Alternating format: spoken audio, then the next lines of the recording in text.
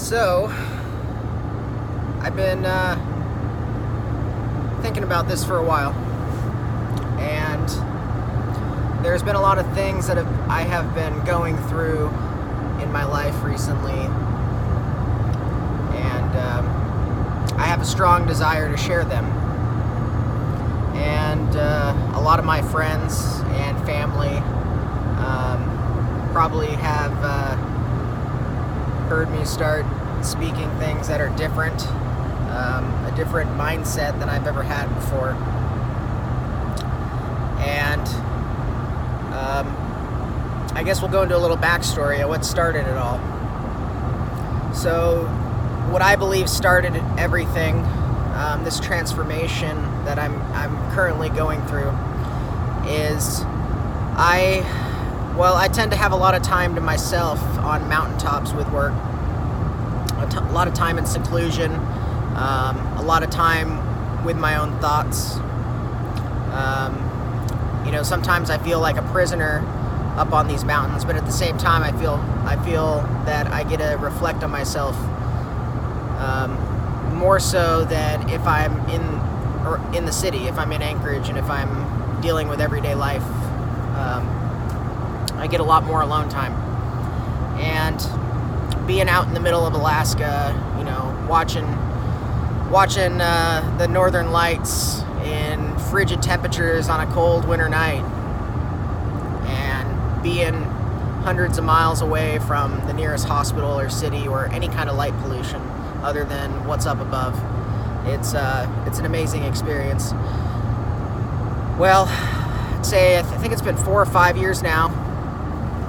We are working on a project out of Dillingham, a bunch of mountaintops, flying helicopters around, and I ended up working about 3 days in a row, and I was having a hard time sleeping for multiple reasons. One, because we were kind of in a hurry to get the job done. We wanted to get back to our families back home. The project was kind of in a rush. I had my Crohn's disease kind of really flaring up at the time, so I was having issues sleeping due to stomach pain and having to go to the bathroom all the time. And on top of that, we were just super busy. I live out there on caffeine. When I'm up, I'm drinking Rockstars and Red Bulls, and that's typically what I was doing. I am not big into coffee. And when I need to sleep, I usually take some kind of melatonin, Advil PM, NyQuil, something that helped me relax. That was old me. That's what I would do. And after about 3 days of not sleeping at all, because I just couldn't sleep, even when I had the time to, I went back to Dillingham, and I got a bed and breakfast, and I was laying there in bed. My mind started drifting, and all of a sudden I was in this half awake, half asleep state, and there was a silhouette of a little girl in the hallway, or in the doorway of the room I was staying in. And my mind was staring in that direction, but I was kind of lost in thought. And then all of a sudden, I became aware of this shadowy little girl. And an immense fear came over me, and I was experiencing what I now know was sleep paralysis. And I'd never heard of it before. And at the time, I called my spouse at the time, and she told me what it was. And I was petrified in fear from the experience. It seemed to last, 5 minutes, maybe a little longer.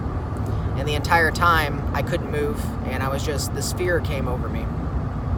Well, I started doing research. I watched The Nightmare on Netflix, and there's another version of The Nightmare on YouTube, documentaries explaining it. I looked into Reddit, r/ I think Sleep Paralysis.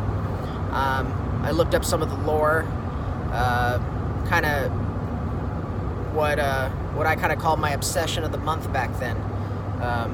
I did tons of research on it, Well, that kind of got me into reading about some other stuff like lucid dreaming and some other things. Well, as time went on, I had another. I think I've had 3 or 4 sleep paralysis events.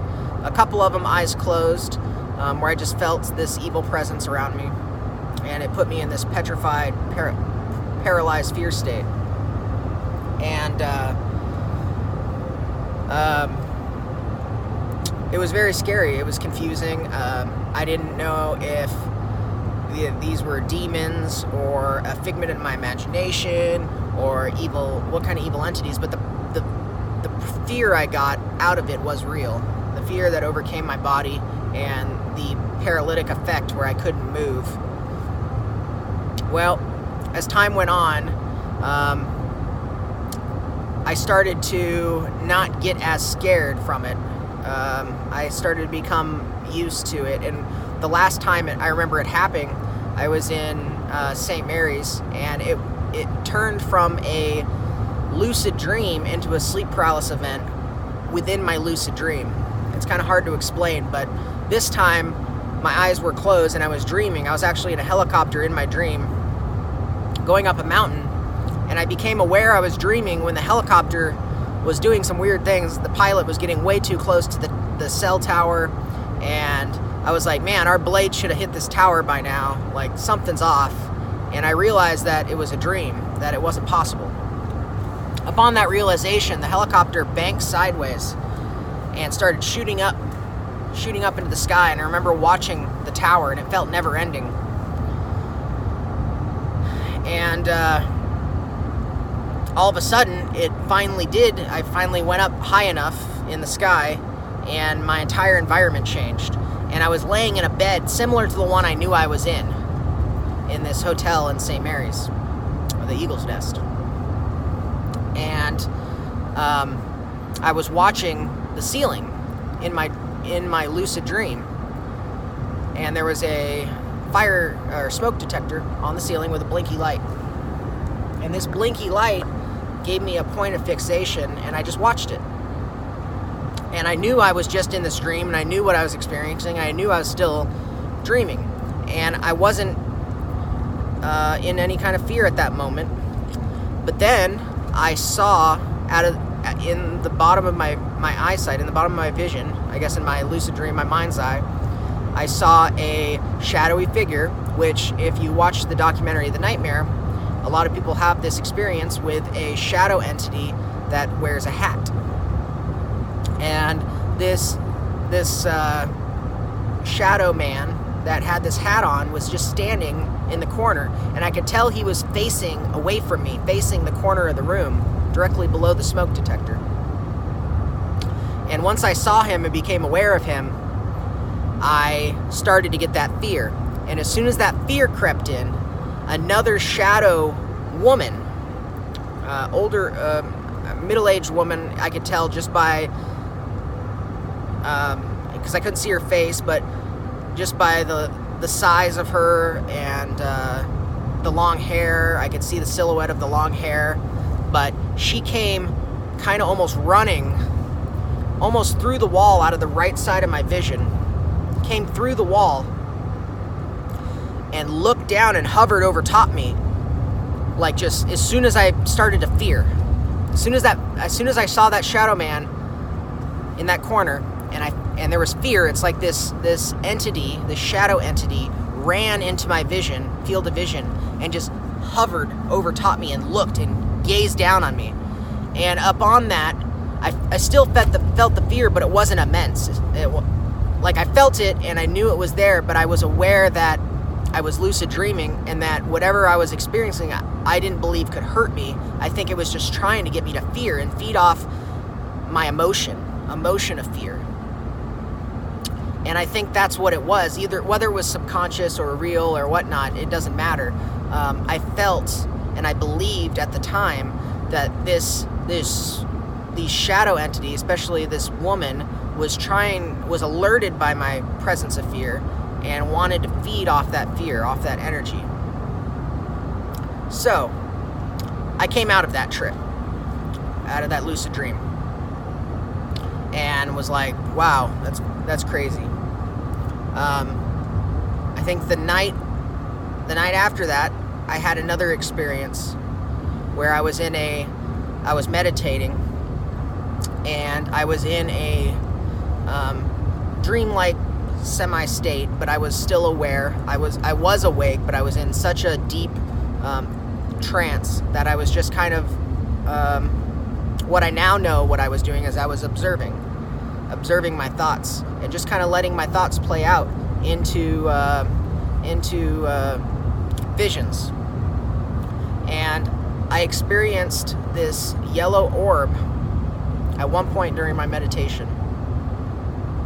And I did this to relax. I was very stressed out. I was there was that huge earthquake. There was a lot on my mind. There was issues between my spouse and I. There was a longing for me to want to come home, a need of helplessness because I had no ability to help comfort my spouse or help out in the situation with the cleaning, assessing the damage, all that kind of stuff, because I was stuck in St. Mary's, a few hundred miles away. Planes weren't flying, and the one plane that did fly only had 5 seats. There were 6 of us, and since I was in charge, I felt that it was my responsibility to stay behind and let everyone else go home to their families. And so I stayed behind another night, and I had this experience, this yellow orb, and I could tell right away it was an immense feeling of love and bliss and divinity. That's the best I can describe it, because it's hard to describe what I was feeling, but I became aware it was there first by seeing it in my kind of lucid dream type mental state during meditation, trance state, and I could feel it. I felt the love, and I felt the presence. At the time, what I could only describe it as being angelic.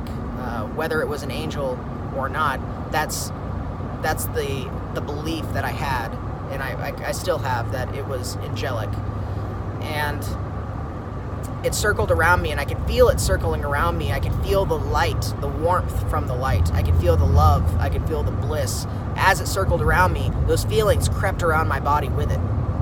So it's like when it was in front of me, I felt all that throughout the front of my body. And as it circled around me a couple times, I felt that presence, that love and bliss circle around my body as well. And that warmth. And at one point, it passed through my chest. As it came back around after a few times of circling, it passed through my chest.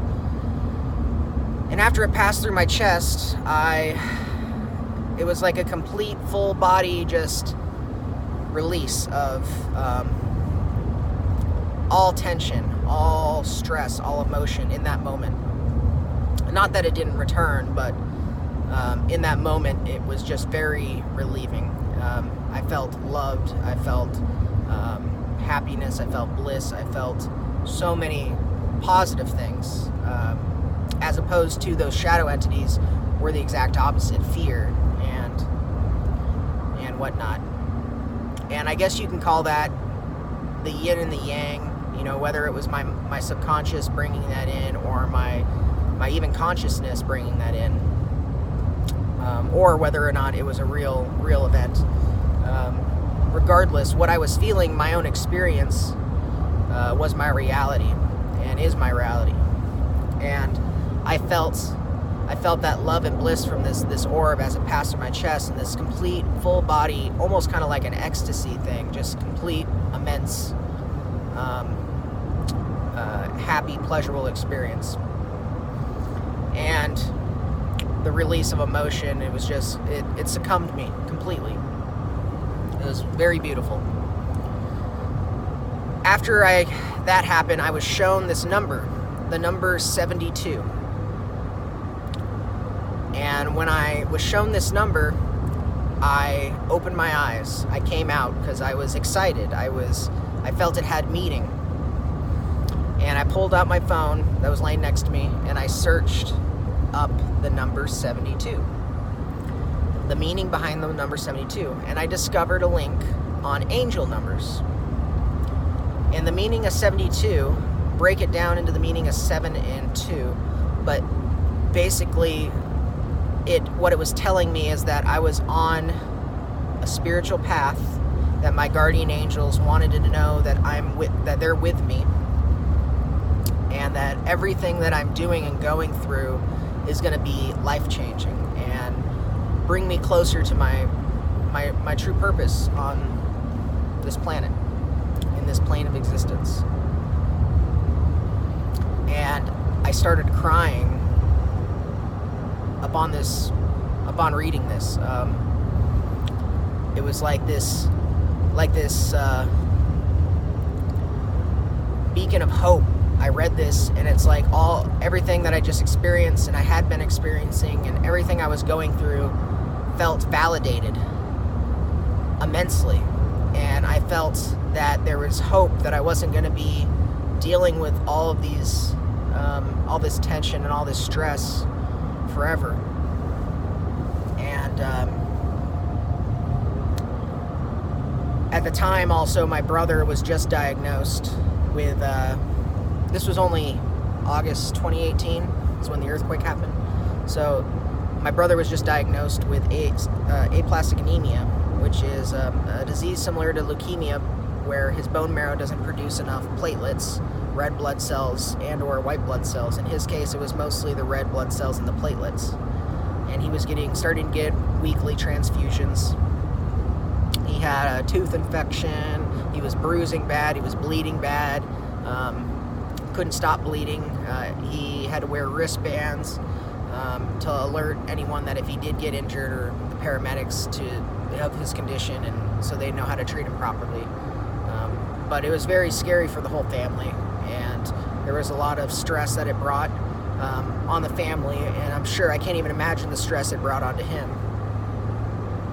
And that kind of stress is very life-changing for everyone involved. Not only the person that's going through it, but the friends and family surrounding him. It changes everything. It changes. I've seen it. I've witnessed it. I've witnessed the change in all of my family, and that experience right there gave me a lot of hope, a lot of insight, a lot of affirmation on validity.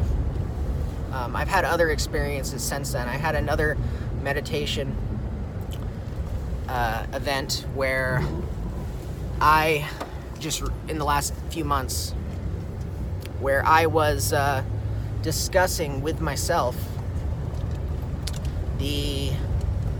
I was raised Christian, and I have had some doubts. I have had some doubts in the past years since I stopped going to church as a child, and I started having conversation on the existence of a creator, not a creator, during this meditation. And I went ahead and said, okay, well, let's assume that I believe there is a creator. Let's assume that. And let's assume that we are created in God's image. So if that is a known, let's ask the question, let's propose the question, why would God or a God create us? Why would he create this planet, this universe, all the stars and all the galaxies? And I came to the conclusion through all of this, or actually, as I was coming to a conclusion, I had all these different thoughts, a debate between what felt like myself and myself. I felt like there was two of me, and I was debating back and forth and looking at things objectively. And once I realized that I was looking at things objectively, I realized there was not just two of me within my mind, there was three of me. There was two of me debating, and one taking a step back at a neutral, objective point within my own mind, within my own consciousness, of just observing and analyzing and kind of soaking it all in. And I now know that this is called the Trinity Mind. This is the observer mode that a lot of practitioners in yoga and Buddhists and Hindu religions, they enter this state where they can just observe. And I kind of self-discovered this with my own form of meditation. And it was once I became aware of that observer mind of mine from this neutral state of just observing, it allowed me, no matter during my meditation, what type of feeling, happiness, sadness, anxiety, whatever I was feeling at the moment, I could focus back on that observer mind and take that as a comfort, as a neutral spot to diminish all emotion.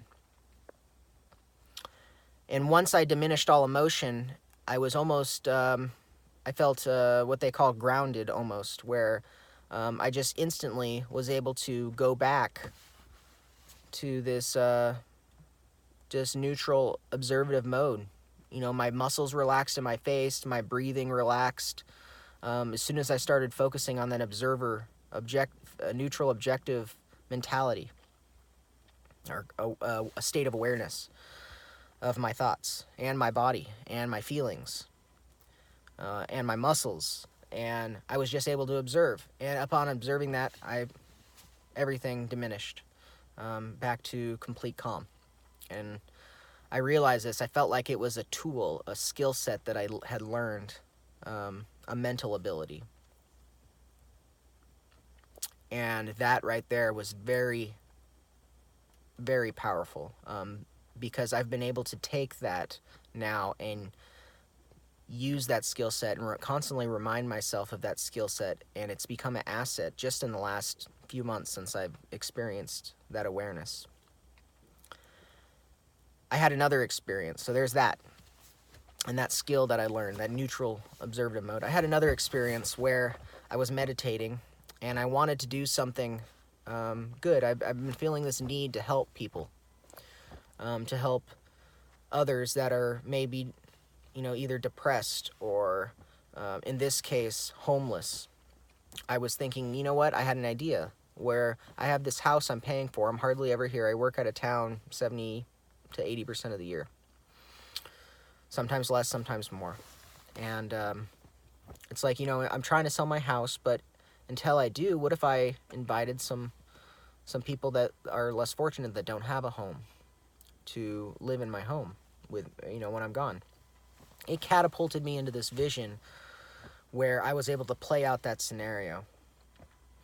And these people came into my home, and I became the provider for them. I provided food, I cooked food, I provided shelter. I would be away on these trips, and it was kind of like a fast-paced vision. And as we bonded, I had this feeling like we were like a wolf pack, where I was kind of the alpha or the provider.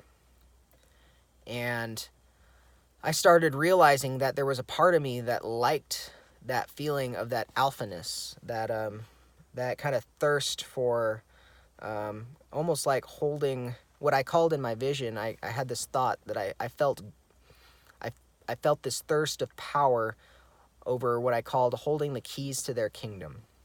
And it became a very egotistical thought, and I became aware of that. And I became aware of that very slight but inner need of wanting to kind of dominate the situation. And my intentions going into it were good. I wanted to help, but I realized that there was a part of me that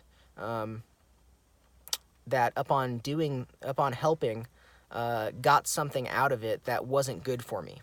It wasn't good for my ego. And upon realizing that, I realized that what I was doing was kind of an ego check on myself, an ego check on my intentions. And that that check on my ego, I took away from that vision. Well, I ended up having to abandon the situation. I had to leave. In my vision, I left. I abandoned the homeless. Not necessarily, but I left. And what I took from that vision is that I can't when I go into something and I go to do something that I feel I want to do out of a need or an obligation or just out of kindness, I need to look and make sure that I'm not going to be feeding into and constantly be aware that I'm not going to be feeding into a part of me that I don't want fed into, that I don't want to consume me. Because it starts off very faint and I feel it will grow. And I've had this, looking back on situations in my life, I've had that happen in my relationship, my past relationships, especially my past marriage here. I've had that happen quite a bit. And at the time, I wasn't aware of it because I wasn't able to look at things objectively from that neutral point of view. And at the time, my ego was consuming, and it's still, I think it consumes all of us from point to point. But I think practicing awareness, practicing being able to look at things objectively, and using these mental tools that I have now become aware of. It's hard when someone tells you. You have to experience it for yourself. Because I feel like it should be common sense, but it's not. People don't practice it. They don't practice awareness. They don't practice checking in on the majority of people don't practice on checking in on their ego and making sure they're not feeding into negative things. And this can be, what I'm realizing now, this is habitual things, from porn addiction to sex addiction on that side, to any form of addiction. Changing your feelings by using drugs or alcohol, by escaping, trying to temporarily escape those feelings and not face them. It's like we have been intentionally, our egos intentionally try to protect ourselves by escaping reality, and we escape it temporarily with the form of drugs and with the form of alcohol and with the form of other things. It could be even trying to escape it into a happy place. And I think that escapement's fine. It's a good thing to do, but it's what you use to escape from those feelings. If you're using meditation as a form to escape and look inward, I think that's okay. As long as you're able to work on your awareness, because that's practicing checking on your ego and checking on and contemplating not only how you feel about things, but how other people might feel about things, because we're all individually sharing experiences with each other. And as I'm becoming aware of this, I'm constantly able to continue